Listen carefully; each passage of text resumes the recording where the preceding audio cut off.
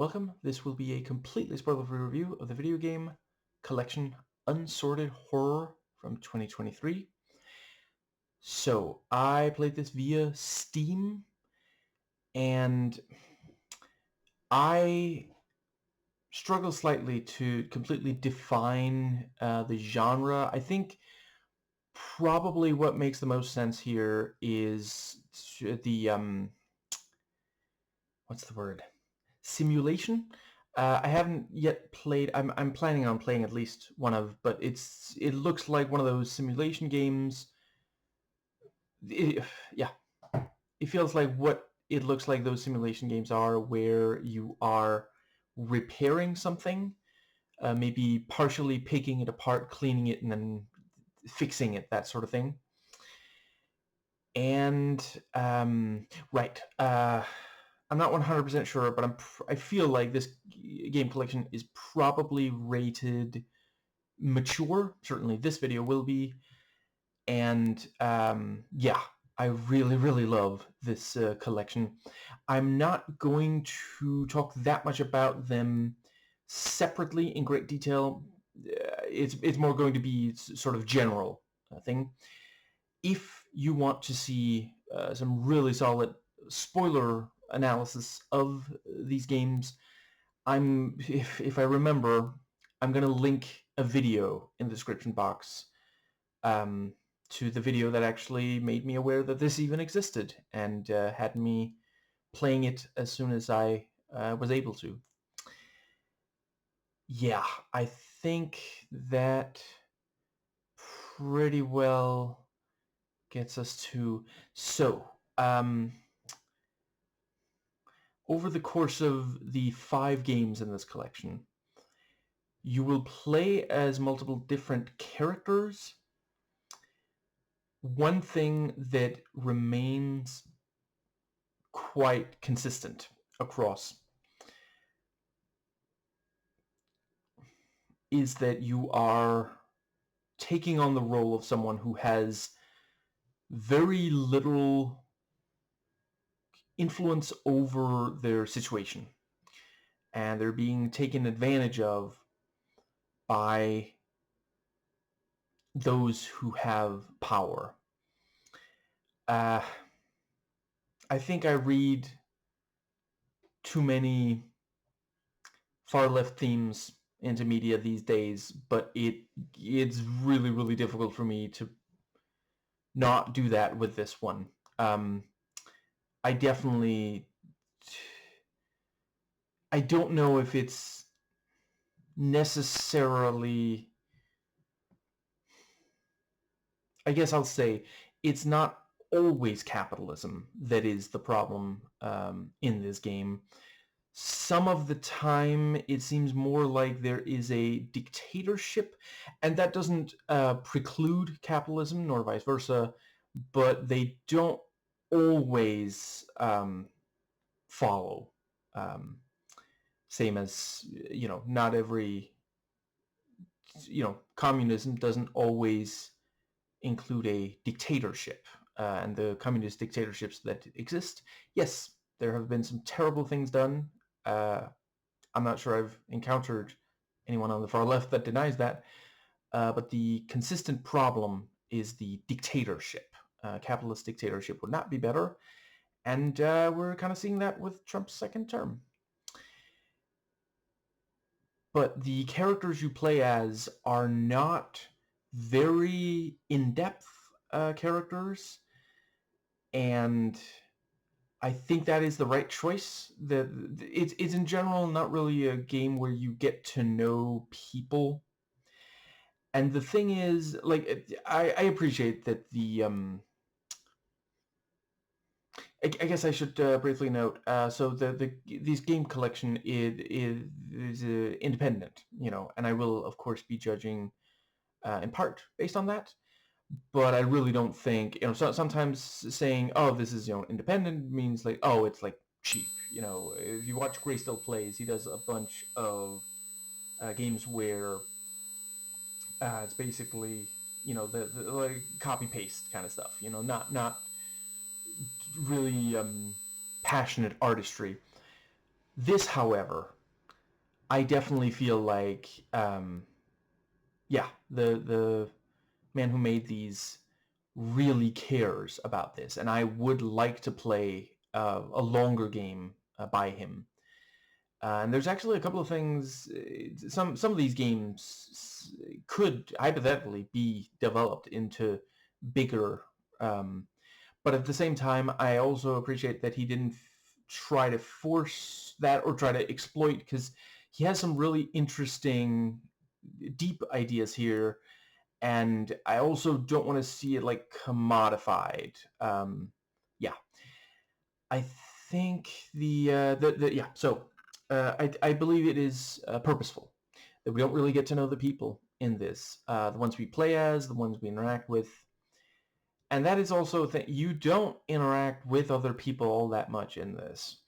And these two things, even if you had just one of them, you'd already have what I'm about to describe. But having both of them really compounds. There's an exponential growth there of alienation. You know, um, it is a fact that under capitalism we do not see the fruits of our labor. Our boss does. He is able to buy more luxury items while like there's literally people in America right now struggling to afford food. And Trump is demolishing part of the White House, which he said he wouldn't do, and building a really expensive ballroom because he thinks it's his money. And what he wants to do is build stuff and put his name on shit. And he certainly has found a lot of shit to put his name on to enrich himself. The game,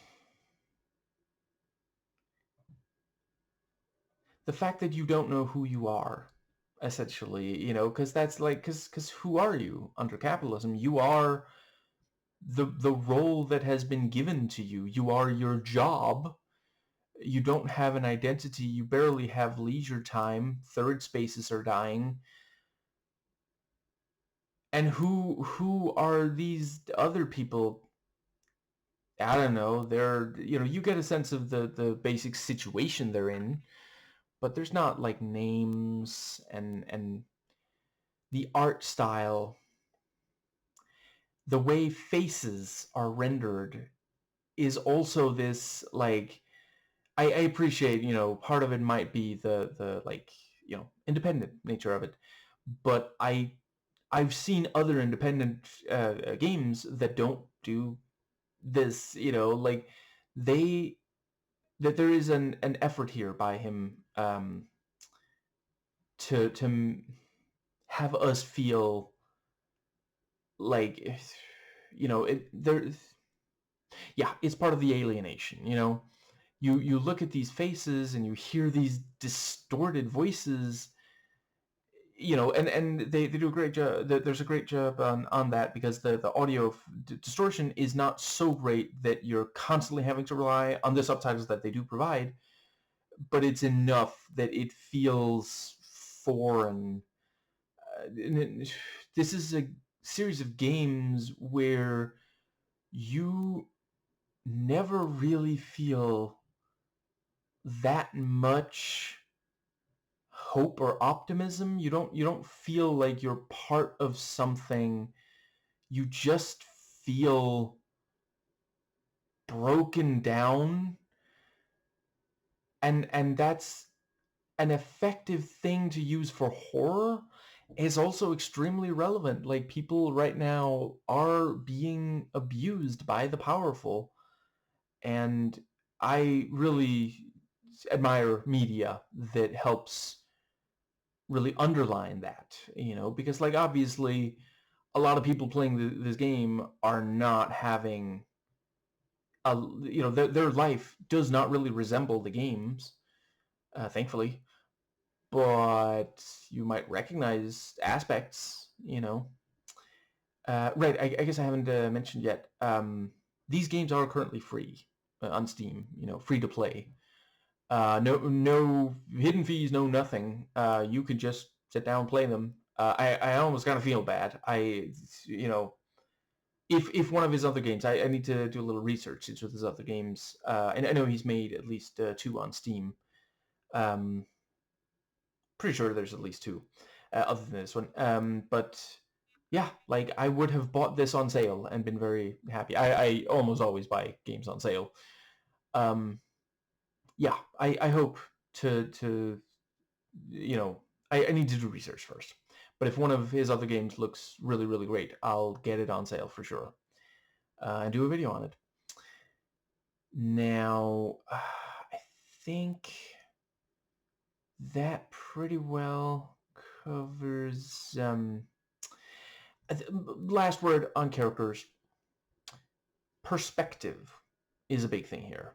And I thought he did a fantastic job on that. There's at least one of these where you view things from the perspective of more than one character, and one of these characters you control, not for terribly long, but long enough to get a sense of their life. And when when you go away from that person to another person, it really affects how you view what happens in that game and why it happens, because the game made you care. It made you recognize the humanity of this other character, and it's just so effective. Like, it really, yeah. So basically, I'm gonna do a brief overview. So these are 5 games that some of them are shorter than 10 minutes. The longest, I think it's about 20, thereabouts. You tend to have to play all the way through in one sitting. I think one of them has like a save point. Certainly you can, after you complete it, you can continue from a chunk into the game, and there's at least one alternate ending. So I appreciate them not making you play all the way through it for that. And basically, there is minimal hand-holding, and you use WASD, and you're in a first-person perspective, and you can freely use the mouse. Move the mouse to look around. Most of the time. There's a couple of times where they take it away. You sometimes, often interact with stuff. Frequently you use the mouse, and it's just left click. And basically, there's various objects that you can pick up, and each have one use. So you just point, you gotta have it at the right spot. Left click, it'll use it in the right way. And there's at least one where, because you're picking up multiple things, you also have you have to use the Q key to drop. There's at least one of them where you use the E key. And that's it. Those are, it's very it's this wonderful mix of straightforward and not entirely that. I think that more or less, essentially, each of these games, you have to master something or other. And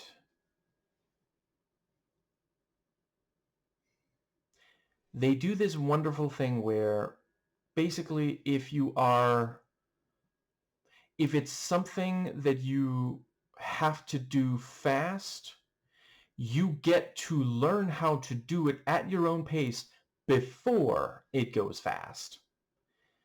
There's even one spot where you have to confirm, yes, I am ready for a timed event. And basically, like first you learn how to do it by, some of it you can logic your way to, some of it you have to try a little bit, you may, it may not be the first thing you try that works, but I never felt like it was like super confusing. Like I would not classify this as a puzzle game, for example. This game doesn't so much have puzzles as tasks, and I've talked about it before on this channel. I don't think that's a bad thing. Um, Sometimes puzzles are great. Sometimes tasks are great. This is very much a case of tasks being great. But yeah, you learn it, then you prove that you've learned it, and then the timer, starts. And at that point, if you have ice water in your veins, you'll be fine. Okay, it might throw in like one new thing, but at that point, you have the handle of all these other things, and like, yeah, okay, there's one more thing. Oh, it's that thing. That's the new thing. You're so accustomed to it that really works. And I think the way that yeah, I guess I'll briefly note. So at least one of the games has more than one ending. At least one of them will tell you, like you can read the descriptions, and it tells you there's only one ending here. I never felt like I was wasting time looking for an alternate ending. Like you can usually tell which one, if there is more than one ending. And I didn't find it particularly difficult to reach the alternate ending either. And yeah, this is one of those games where I would argue it is not grindy. I can appreciate for some people it might feel grindy, because one thing this game does is have you do the same thing multiple times. And see, essentially what I'm doing here is describing what I've already said in a slightly different way. Like I said, you learn how to do a thing, then you demonstrate that, yeah, you really have learned it. It wasn't a fluke. And maybe then there is a timed part. I think there was one part where you also had a sort of time limit, and it wasn't something you had tried before, but it happens at the start of that game, and you're given a good amount of time to figure out what it is you're supposed to do, because it's not a super complicated thing you have to do. But I will say I did really love that particular game starts with them saying, okay, we have to be done by midnight. And then it tells you, hold the tab key to check your watch. And you can do that as you're working on the thing you're working on. I want more games to do that. I'm not saying this is the only game to do it. I really love this idea of like, okay, you have to manually check how much time is left, and yeah, I thought that was really really great. I guess I'll briefly note, others have pointed out, you can see how he becomes more self-assured over the course of them, because it's called Unsorted Horror. The video I'm linking to in the description box reads it as they're connected somewhat. The at least several of the games. to take place in the same world. And I think that does make a lot of sense. I don't know if I agree with absolutely everything he says in his analysis, but it was all interesting, and I'm a big fan of his channel. I've been following for a little while now. But let's see, where was I going with whether or not they're connected? Right. Yeah, it's called Unsorted Horror. Arguably it is connected, but you're not playing as the same character over and over. And if you want to, connect the dots, you do kind of have to do that yourself. This is not one of those games where, oh, I read a thing in the one thing and that refers to this other thing. No, you have to fill in the blanks. And I think that really works for it. But yeah, I'm not entirely sure if this was always supposed to be released in this form, or if he was kind of just trying to see, can I make this work? Okay, that worked. Let's see if I can make this work, and then building up. But for sure, over the course of the 5, he is becoming more self-assured. He's adding more things. Yeah. And I think the controls are tight and largely intuitive, and again, it does tell you what key to press. It just doesn't tell you, that there's so little hand holding that you get to feel like you're accomplishing something, but just enough that you're not like completely lost. You never have to just like press every key and see what works. And so I've already mentioned that this is similar to some of those simulation games. I want to expand a little on that. So basically, in all 5 of these games, and okay, I just got to briefly note, I love that there is this thick atmosphere from right away. Like, when you just start this up, you just get like a menu, and you just, you can, let's say, I think you have to press start, and then you get this. You can play them in any order, by the way, the 5, and basically it's presented as if, when you press start, there's this where is it? Yeah, at the start, there's this animation where you see, a box being opened with a code, and out of that box comes this collection of, these 5 discs, and you can scroll through them, and select the one you want. When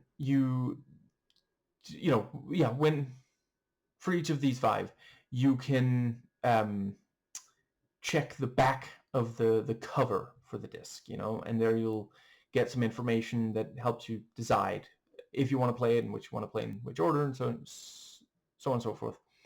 Once you select one, you see an animation of the cover being opened, the disc being taken out, put in a disk drive, and it like powering it or reading it. And then you start to play one of these games.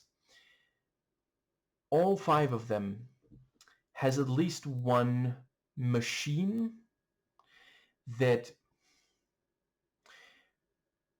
has this effect of being like worn and rusty, and you feel like this thing's gonna fall apart if I try to use it, and yet you're being told to use it.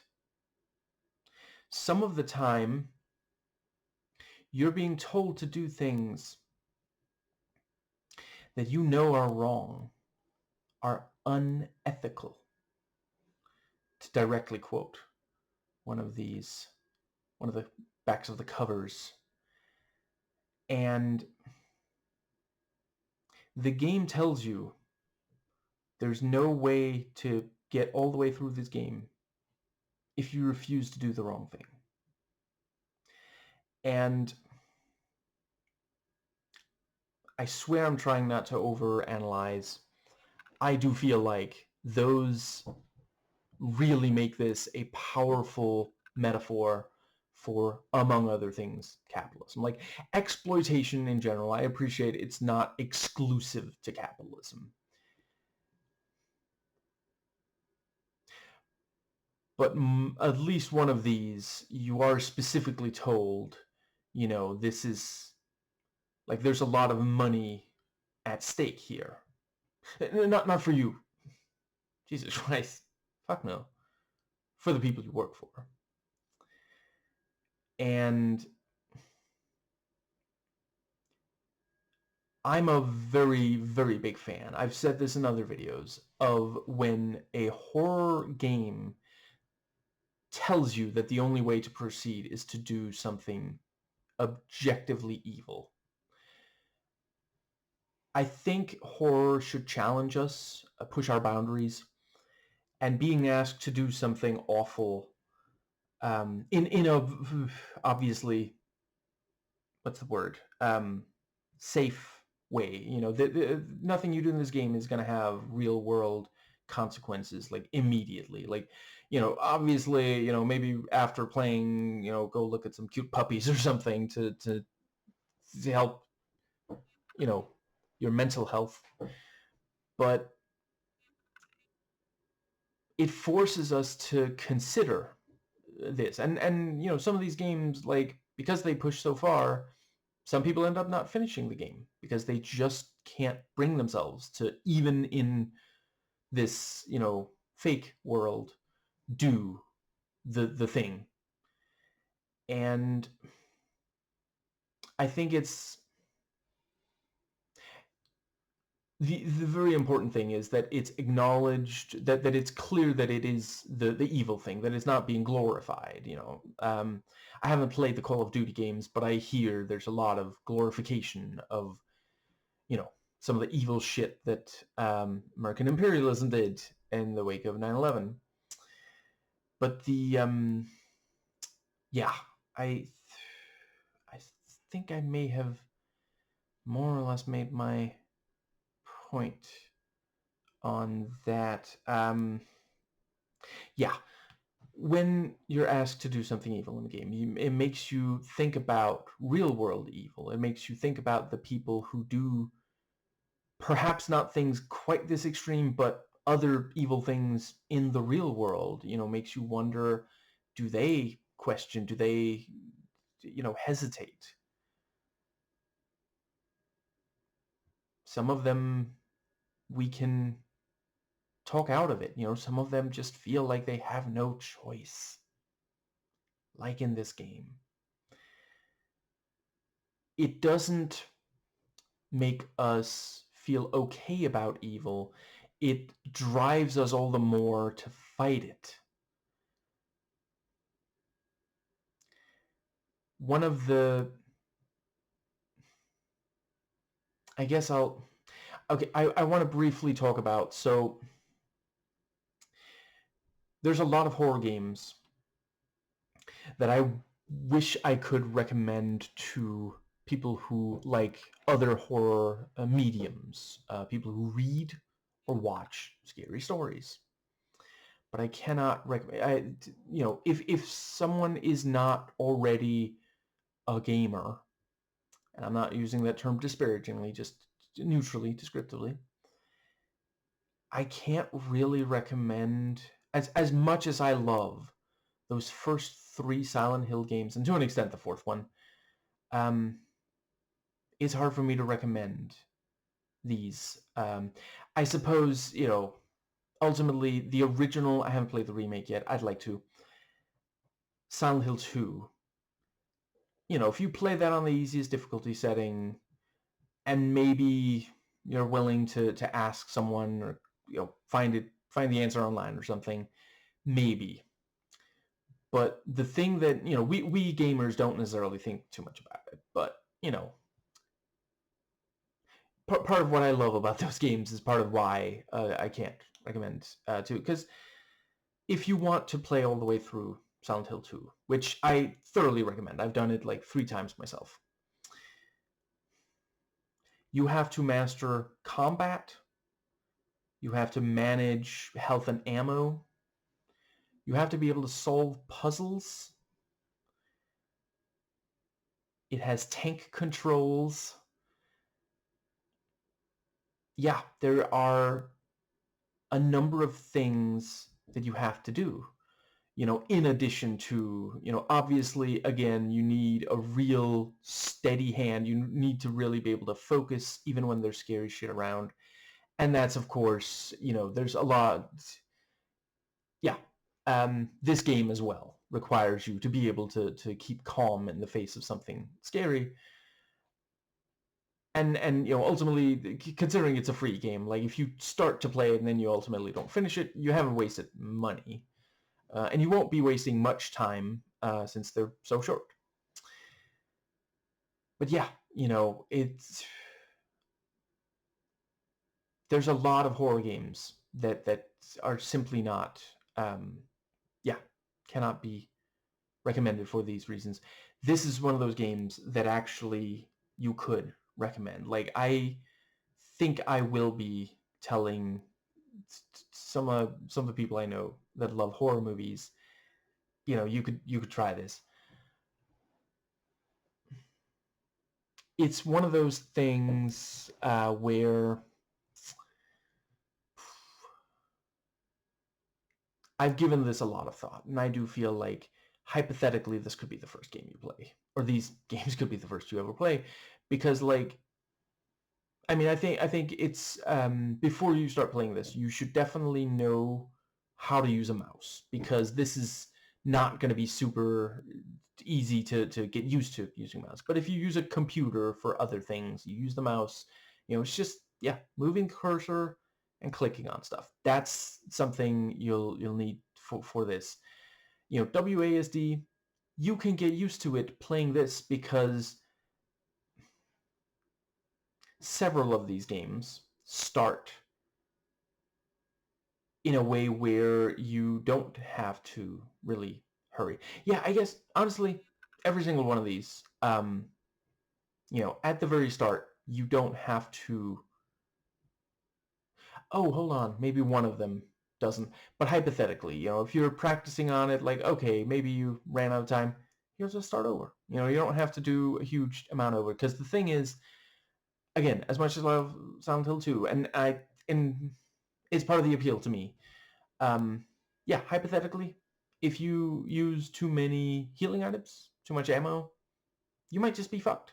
You might have to start the entire game over, unless you have a save from before you spend all that, and you could have sunk a lot of hours into it before you run out of stuff. And that never happens here. It is simply not a thing at all in this. It does have fail states.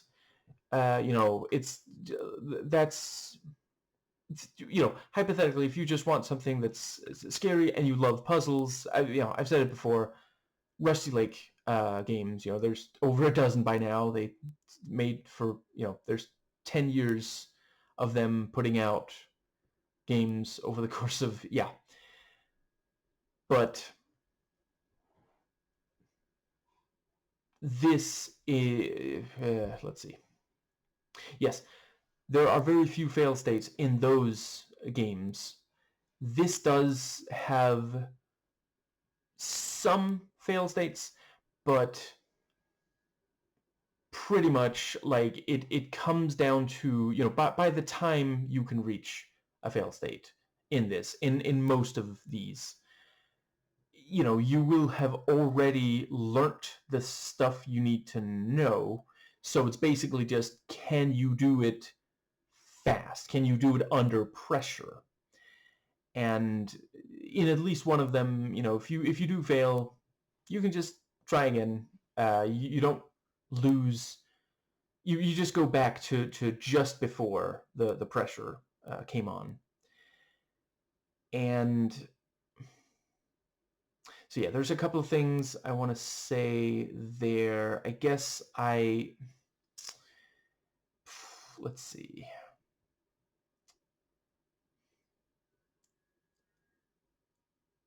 Yeah, I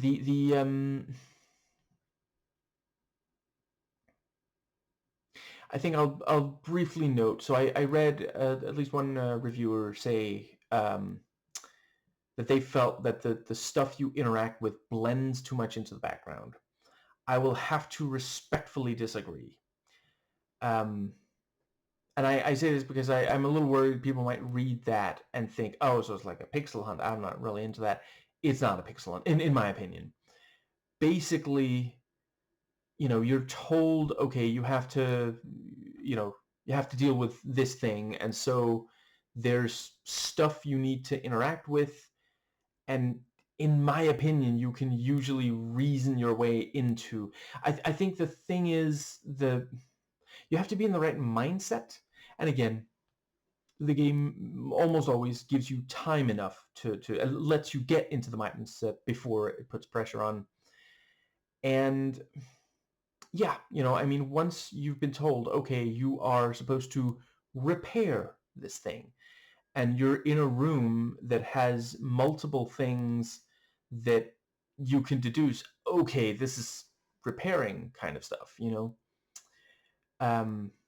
there was almost no time whatsoever of me playing this game where I was genuinely like confused about what I could interact with, what it would accomplish to do so, and when I was meant to do so. So as mentioned, you do the same thing multiple times in this. And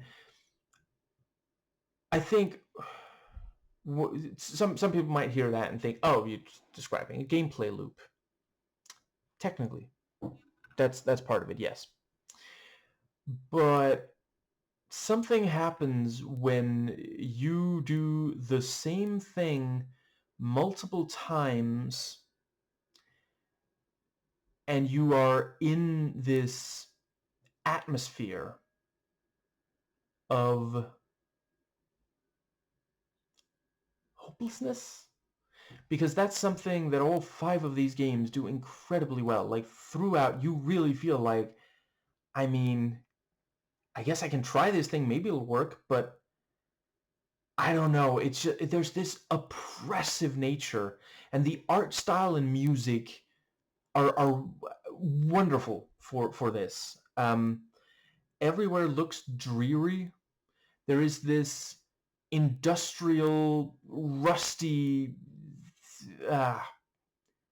Everything feels like you're gonna get tetanus from fucking looking at it. And once you realize that you are doing the exact same thing over and over under these conditions where you feel like, this is essentially inescapable,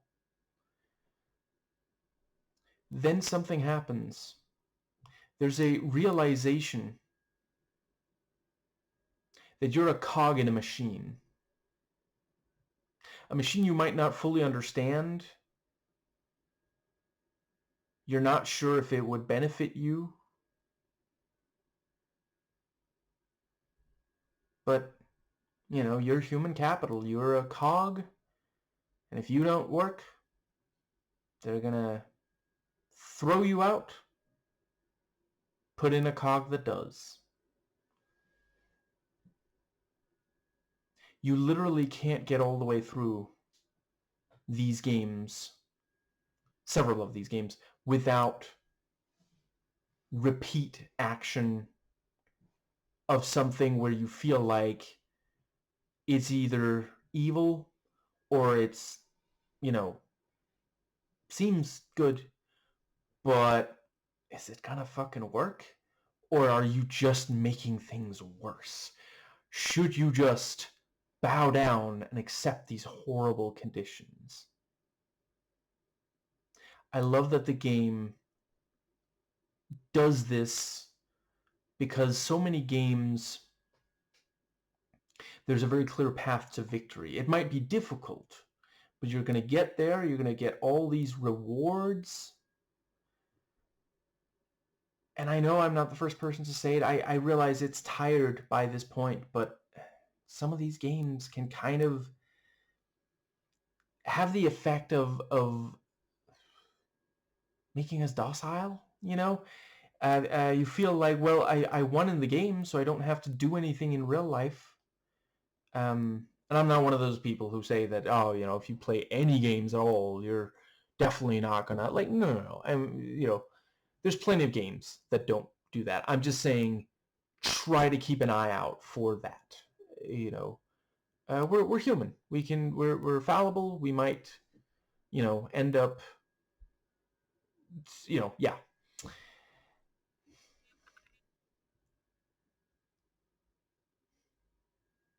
I think that does more or less cover that aspect of it.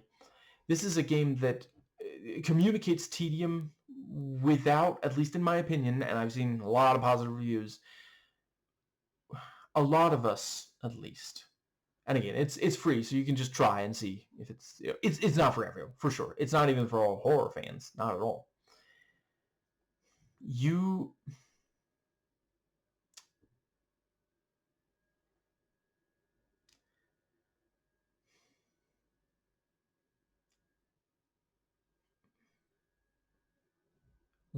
A lot of us, don't feel bored playing the game. Quite the opposite, honestly. But it conveys still that for the player character, this feels like it'll never end. And that is very impressive for such short games.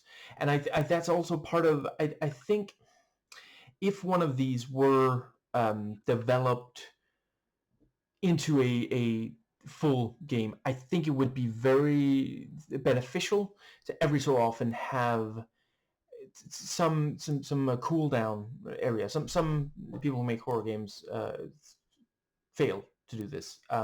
It's something where, for example, Amnesia: The Dark Descent has a couple of places like that.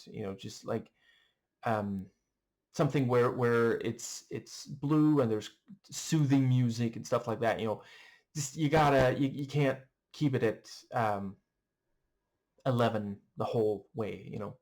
But yeah, for these, for such short games, it works perfectly. And in fact, does manage to make us feel like, you get this sense of what it's like to live like this in real life in a very short amount of time. And it's, of course, empathy, extremely important. We have to understand other people so that we can all come together and solve the problems of the world. And it is logistically a nightmare to try to arrange that every single person, briefly at least, tries to, for example, do the work of someone looked down upon, for example. Like, I can imagine for many it would help to create empathy for, let's say, people who clean toilets for a living, to have everyone clean a toilet, but it would be very difficult to arrange effectively. But a game like this, because essentially anyone can sit down, I wouldn't recommend it for like a kid, maybe not even a teenager. I think it's good to be an adult before you play this. But I could see this just radicalizing people. I could see people playing this and being like, okay, nobody should live like the way that they do in this game. Essentially, some of these give you multiple tools, or let's go with tools, that you have to use in the right way at the appropriate time. And once you've been trained in using them, then there is, yeah, You will have to use them with almost no slow, spots or mistakes. A mistake could mean you have to do it over, which again, not doesn't cost you a huge amount of time. And I felt such a sense of accomplishment as I mastered these tools and was able to effectively use them with the pressure. One of them, there's a 5-minute countdown, and when it starts, they say 5 minutes until, and 1 minute later it says 4 minutes until, and gradually you get closer and closer to the countdown, ending, and the tension, the intensity was just so immense. So I've already mentioned that there's no combat, and that's not a spoiler. And no real puzzles. You have to think a little bit, but it's rare in these games that the thinking has to be like under pressure, and there's something freeing about the fact that it doesn't have an inventory. It's essentially no like fetch quests. It feels like a lot of the time in these games standing at an assembly line and just clocking in, clocking out. It is linear, although, again, you can play the 5 games in any order, but each of the games is linear. I do appreciate there was some randomization, for the one that hadn't, that clearly noted there are multiple endings here. It had, the part that you have to do more than once if you want to see multiple endings, there was randomization there. I quite appreciated that. When I went for the alternate ending, I did think to myself, I mean, hypothetically, is it just going to be the same? Because I'm replaying a part, replaying it and doing it slightly differently. But are other things the same? And just in case, I assumed they weren't, and turns out they weren't. So, yeah.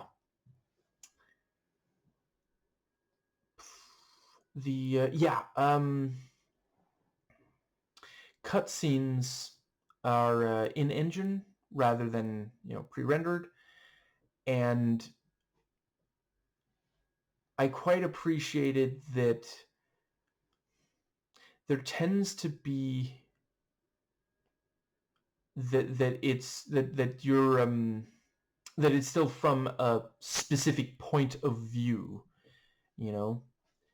and some of them, like, there's sort of a cutscene, but you can also move, similar to like games like Half-Life. And I really appreciate it. The cutscenes don't end up being like, I mean, it's a whole thing of people being like, can I skip these cutscenes? Because like some cutscenes just get really long, and they're about stuff you don't really care about, so that never happens here. The cutscenes are short and to the point and tense. The graphics, and again, I appreciate some of this might be, it's an independent game that he ended up releasing for free, or collection of games. It is possible that the limitation that comes with that sort of thing is why, but some of the greatest artists use limitations, not, they don't view them as weaknesses. They realize there can be strength there.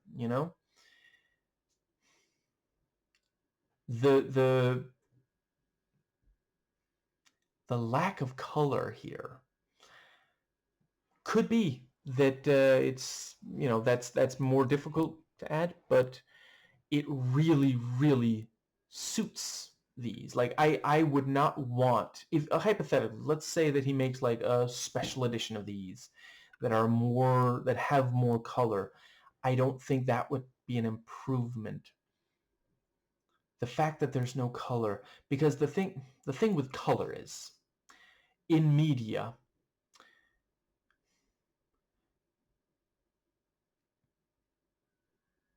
striking colors can help sort of imbue life, and a near complete lack of color, like almost everything being gray and dark and shadowy, it feels like the life's been sucked out of for these people. These people's lives have no soul. Say it with me, capitalism. And yeah, the fact that like at times you can't see very far ahead of you because of like shadows and darkness could be a limitation, but it works. It creates this world where nowhere feels safe, and even so, like there are times where you feel like, well, I sure as shit would rather be over there, but I guess I have to be over here, where it's worst appearing.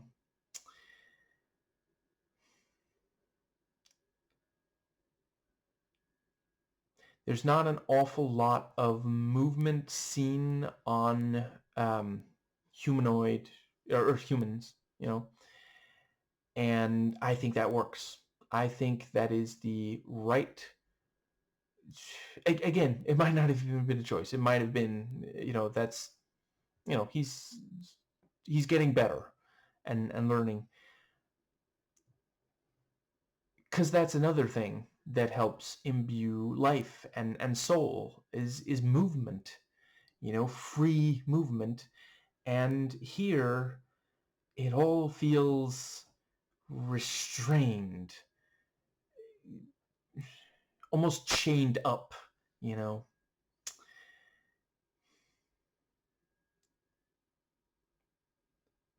think that is all about the graphics. And I do appreciate like the various tools.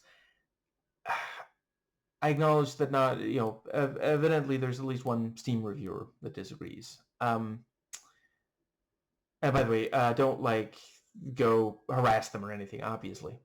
We just disagree, that's all.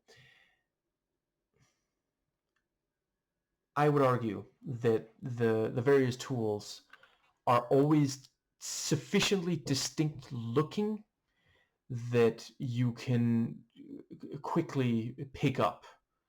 There was at least once where I literally I recognized, okay, that's definitely a tool, before I knew what it was for. Yeah. And yeah, so the audio design, sound design, I've already talked some about it, but it just, there are times where the tools, the sounds they make, yeah, you feel like, this is not safe. I should not be doing this. And on at least one occasion, one of the higher ups is like, we kind of didn't think this would work. We're surprised that you're able to use these tools that we provided and forced you to use. We kind of set you up to fail, and we're a little, we don't quite know how to feel about the fact that that wasn't what happened. everything sounds so worn down to the most basic, like it feels you are in a world that is falling apart around you, and instead of being moved to a better place, the powerful are like telling you to go down to the bottom of the Titanic, and you know I don't know, maybe if you grab like a bucket, maybe you can get a little bit of water out of there. It's not that important to them, honestly. They just kind of want just do something, okay? Just do dance, monkey dance. And the music is part of why the atmosphere is so oppressive, because goddamn, it's like a goddamn dark cloud. It is dragging you down, and just like my imaginary hat 100% comes off to the composer. Holy shit, it's some of the most effective. I'm just goddamn, yeah. It's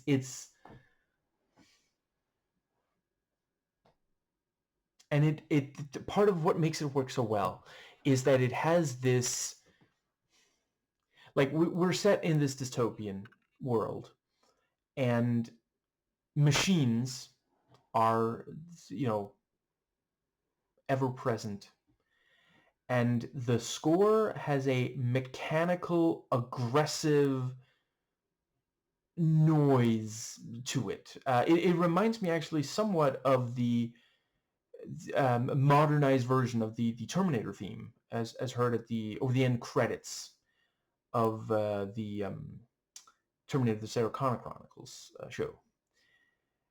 Just this, yeah. It the music sounds like someone is banging metal against metal, and any second now something is going to rupture, and it's going to be a disaster. Like, you are in a horrible situation, is what it sounds like. Just incredible. Yeah. So I hope I have at this point made clear whether or not it is challenging, and in what way. Um, and I would definitely say this is one of those games, I can't call it fun, but it is deeply compelling. Yeah, I've played each game at least once through now. One of them I played more than once for the addition, alternate ending. I wouldn't rule out going back to this, and I'm definitely gonna be looking into other games by this developer. Yeah, I could not stop playing it, and I'm kind of sad it's already over. Um, Now, it is one of those games where, on Steam, like, there are 5 achievements. Each of them is for completing one of the 5 games, so it's not particularly, if you are a decent gamer, or if you are willing to put enough time into learning, the stuff you have to learn for this game, you can do this without a huge amount of trouble. And as far as replayability goes, it is essentially, for most of them, it's going to be the same thing again. I'm glad that he didn't try to force in alternate endings for all of them. Some of them, it would have felt very weird if there was an alternate ending. Yeah. I did not run into any bugs or glitches. And I think it's a game that does a tremendous job of something that there's other, sci-fi media, Unsorted Horror, that like this explores the symbiotic relationship between. I'll edit it for the trailer. Relationship between humans and machines. It's great to touch grass. It's necessary, but would the modern world function without all these machines, without the internet, without smartphones? The game breaks it down to a point where the tools, the machines you're dealing with feel hostile, but it is about machines. And yeah, you spend all this time, repairing machines and using machines that you're told shouldn't work, stuff like that, on at least one occasion. This is not a spoiler to say. On at least one occasion, something you're working with will literally break and you have to fix it. And that does something that just you can't quite do in just a movie, for example. The fact that you are told by the game, hey, you have to do this, but before you can, you have to fix this thing. That really makes you think about things breaking. Like what would happen? Like, wouldn't, maybe they can make another The Day the Earth Stood Still, and it's just like the internet is down. Is that what happens in the Keanu Reeves? I haven't actually watched the Keanu Reeves version, just the original one. Right, I just realized I neglected to mention. So yeah, the symbiotic relationship between man and machine, also explored in 2001: A Space Odyssey. The let's see. No, that's not a spoiler. The Fly, Videodrome to some extent, The Matrix, Existence, some absolutely incredible movies explore this, and I'm really, really glad that it's still being, some of those movies are a little old. I'm glad that it's still being explored and done so in game form, because like video games, just interactivity, it can do something that no other medium can do. It makes you think about the things you do when done right, not always. And yeah, so levels are cramped and quite small. You do not have very much freedom of movement, and any that you do is basically just, well, there's something you have to deal with at one end of the room, something you have to deal with at the other end of the room, so you move between, again, like, you don't feel free. The game makes sure you don't feel free. There's times where you are outside and you see buildings, you see, sometimes you even see people, and it's really a credit to the developer that this does not mean that you feel actually free, because you see the building and there's something, I don't want to give it away, but there's something unexpected there that makes you see it in a very different light. And one time, you're outside, you can look very freely, you can look at light, you can look up, down, buildings around you, and they're all the same, and they seem to go on forever. And that's not freedom, that's conformity. It's a different way to be trapped And yeah, just tremendous. Yeah, the environmental storytelling is quite strong. Everywhere that you go in these games, it feels like it feels lived in. It feels used. There's nothing that is like brand spanking new and just you know appealing. And let's see, I think another thing I really appreciate is each of these games has a very straightforward setup. Like they tell you, okay, so this is what the situation is. Here's your goal. Now go do the thing that will accomplish that goal.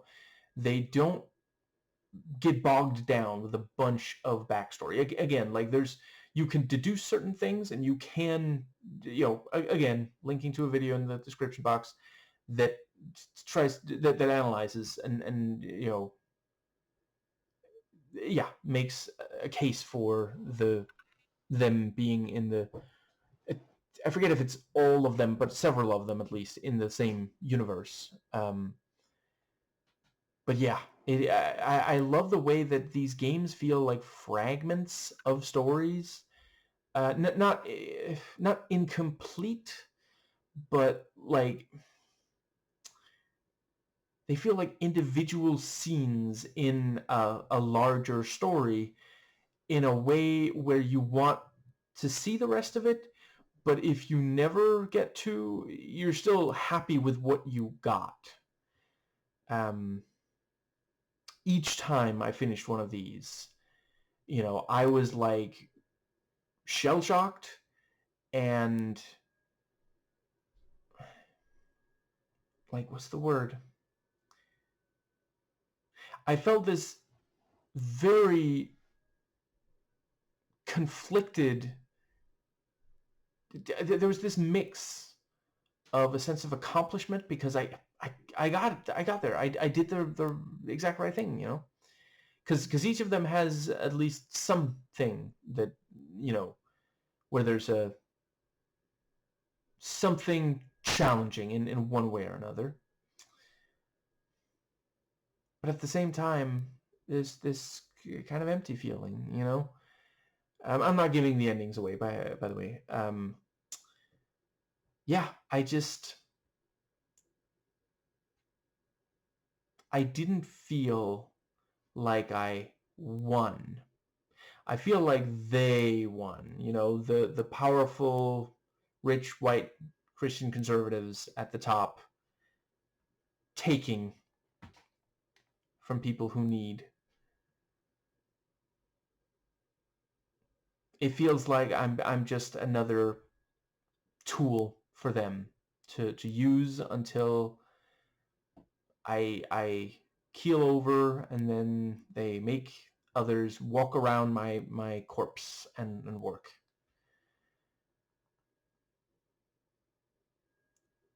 So the various tasks, I thought they handled really well. There's one of them that has, but let's see, I think it's, what did it say, 10 distinct tools to use. I thought that was a fantastic balance, because there's not too many, but there's not so few that you feel like, well, did I really do anything, kind of thing, I guess I should say, not all of these are equally, um, will challenge you in the same way or to the same degree. None of them, I saw a review that said, there's no, none of them are like bad, and I 100% agree. I don't love all of them equally, but I do love all of them, and I think each of them has something really powerful to convey. And I also really admire the developer's ability to convey different things in these, like 5, you know, the setting feels like it's mostly the same, and clearly it's commenting on exploitation, but it has different things to say. It's not just the same. That's, sometimes we far left people get, accused of just constantly hounding people with, our opinions and arguments. And I'm not going to pretend like it's never the case. Trying to avoid doing that myself. But yeah, I really appreciate that it is different ones. It's also, if you play 5 different games that all say the same thing, it's like, okay, we get it. I guess it's difficult for me to judge since I agree with the messages, but I didn't feel preached to. Like, there have been times where, I talked about like a couple of, there's some left-leaning movies where some of them are actual action movies, and like the good guy will just throw away a gun that there isn't anything wrong with when there's other people with guns, and I'm in favor of gun control. I don't think we should be selling guns to people who, can't pass a background check. Yeah, there's various, gun control. Let's see, what are they called again? There's different suggestions for what to do. I agree with what has been put forth. I'm not sure I've seen someone say something about, that's in favor of gun control where I felt like, okay, that's going too far. However, if you're making an action movie and the bad guys have guns, maybe it's not the best idea for the good guy to throw away his gun. That just feels awkward. That feels preachy. And even though I agree that, gun violence is horrible, we should avoid it as much as possible. Like, that still makes me feel preached to, and just, it takes away from the overall, in my opinion. But yeah, I guess it is a good time to mention, in real life, violence should always be the last resort. A lot of the time, if you think you're solving something with violence, you're just kicking the can down the road. Violence begets more violence. There have been times in history where violence was the right thing. It was definitely necessary to fight the Nazis of World War II, and Stonewall needed to happen. But in any situation where you find yourself thinking about violence, please, really consider if it makes sense. And I appreciate, I barely have to say that to people on the far left line. Let's see. I think I've heard of some, yeah, but a lot of people on the far left don't need to be told not to be violent, but, maybe a conservative will watch this and, yeah. So, I think that more or less covers.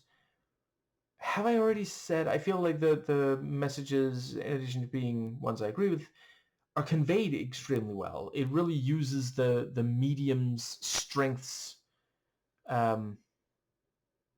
as strengths. They the various games. Yeah, I think I've said all that. Yeah, I would just be repeating myself. I'm trying to work on not repeating myself. Can you believe I got this far without talking that much about like the actual horror? Just, the stuff it makes me think about. Anyway, this does not really do jump scares particularly. I already mentioned there's no combat. It does have fail states, but they tend to be ones that you can avoid provided you can keep calm and carry on doing the thing that the game has already taught you how to do.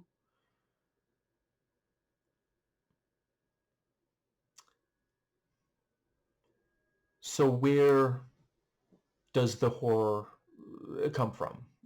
Like, it's not quite the same as the Rusty Lake franchise.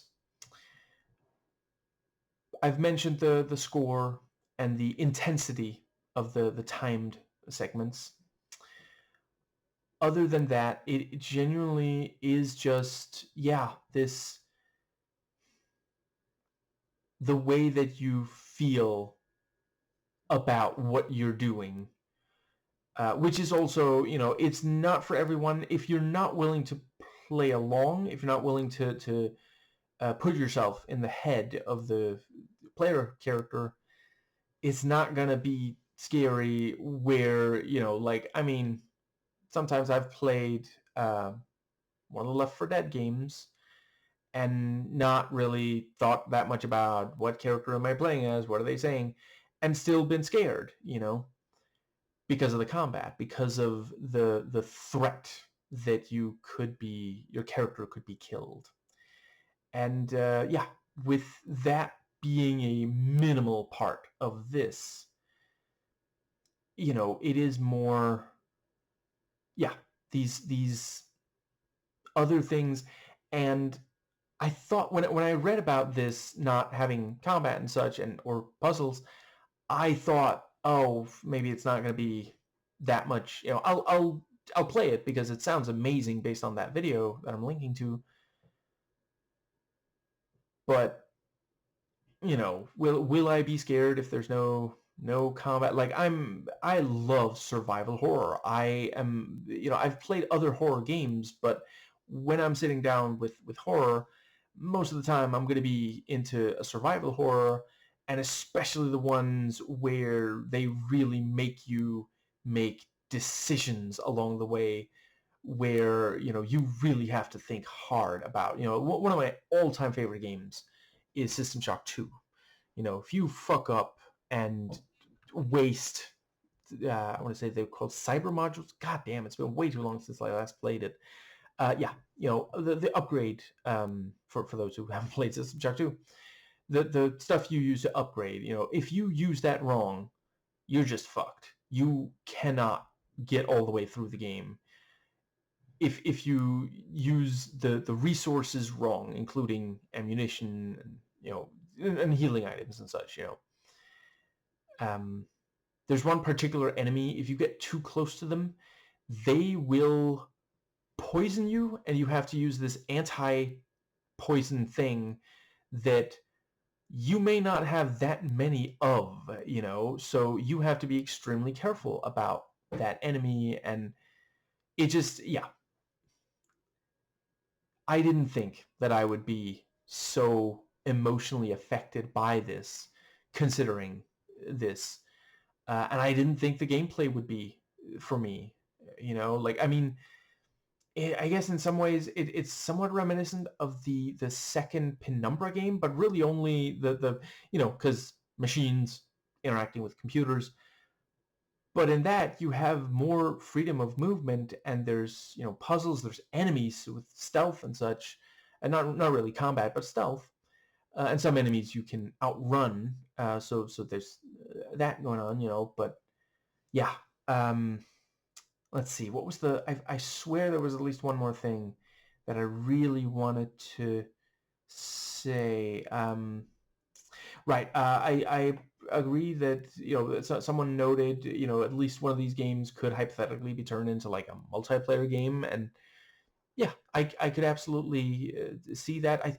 I don't know. I think maybe a co-op version of some of these games, I wouldn't rule out that being really, really interesting. Like, yeah, hypothetically, maybe you have one player interacting with stuff and another player can like see, so yeah, the interacting player has to repair stuff, and the other one has to say when the other player needs to repair it. And if you wait too long, it breaks forever. That sort of thing, I think could be compelling. And it would still have the element of, it feels like, well, the things I'm using will break, and what am I even doing here, kind of thing. Now, I think I may have by now said everything.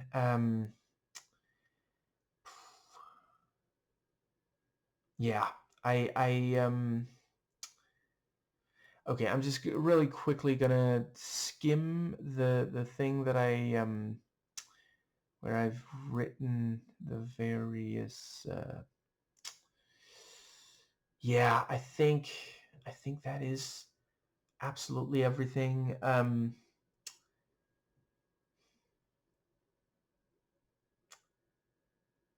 Let's see.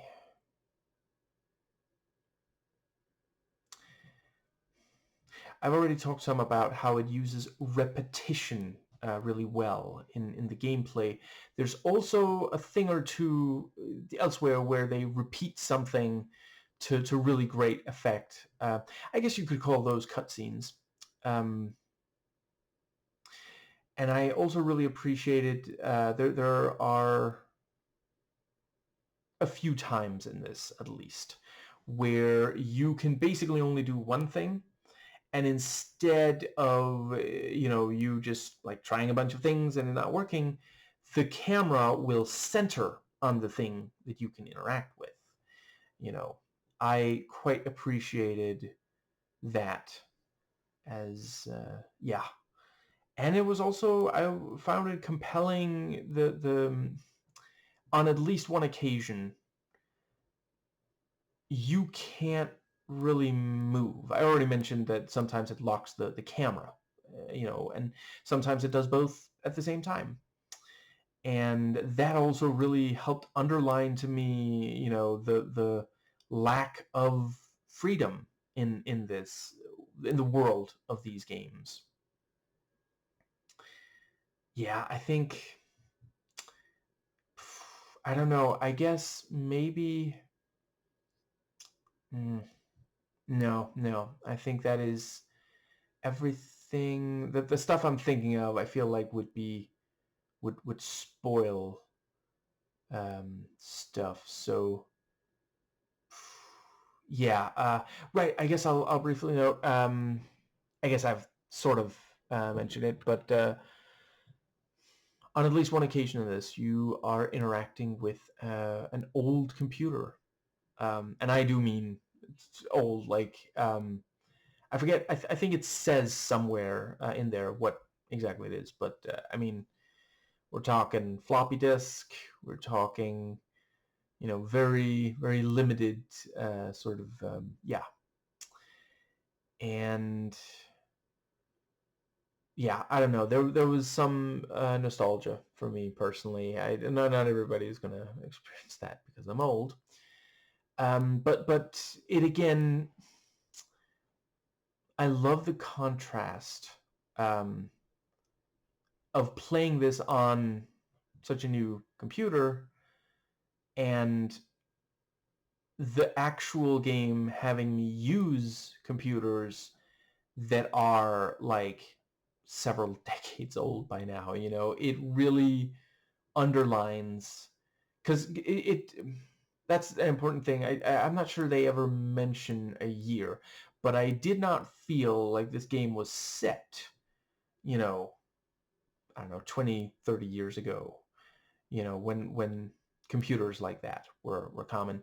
It feels like the people at the top are giving me inferior equipment because it's cost effective, and they don't really care. If this stuff breaks down, that's the problem of the worker dealing with it. They're going to have to repair it. I mean, there's a quota. You don't want to miss the quota, right? You're already in trouble. You have a lot of debt that you had no choice but to incur, that you have to pay off by working under these horrible conditions. I thought that was an inspired choice, honestly. Yeah, it really made me think of how terrible it is still to work like at an Amazon warehouse, for example. Just yeah. I think there's a very strong chance that these games can help people realize how bad that is. And like, listen, even if you don't embrace like communism or socialism, can we at least agree we should probably go some in that direction? Because like, conservative white people have gotten to make a lot of decisions without voters getting a say in the matter for decades now, and kind of America's been getting increasingly, things are getting worse and worse in a lot of ways, and maybe we have to, there's the No Kings protest. I love that we have, like, it's such an impressive turnout. Yeah. And brave, because we already know that, they're just itching to attack I'm talking about ICE. They just want an excuse to, yeah, attack someone, deport someone, all these. There's so many videos of them pointing guns at people, documenting what they're doing, which, considering that they're already wearing masks and, they're not showing their name on the uniform or anything, what exactly is the problem with them being filmed? They probably can't be identified. They took effort to that. Would you not want documentation that if you think you're doing the right thing, would you not want video showing that you're doing the right thing? It could exonerate you if there's a trial. It's almost like they know that they're the baddies. Yeah, I fucking love these games. God damn. I'm gonna go research his other games and see if at least one of them is my kind of thing, and wishlist it, buy it on sale, play it, and do a video talking about it, because yeah, this is extremely promising. I hope he makes as many games as he feels like, and that they continue to get, like, this already got some decent attention. Yeah, that does bring us to the rating. And yeah, I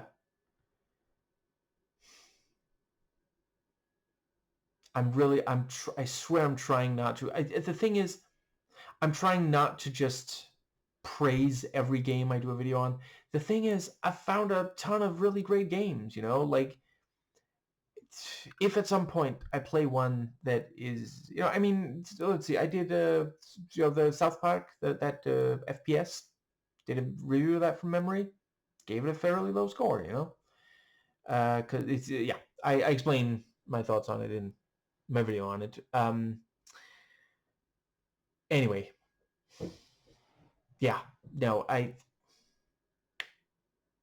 I rate this 10 dystopian, never-ending conformist cities full of human beings viewed and treated as cogs in a machine that they may never understand, and certainly are unlikely to benefit from,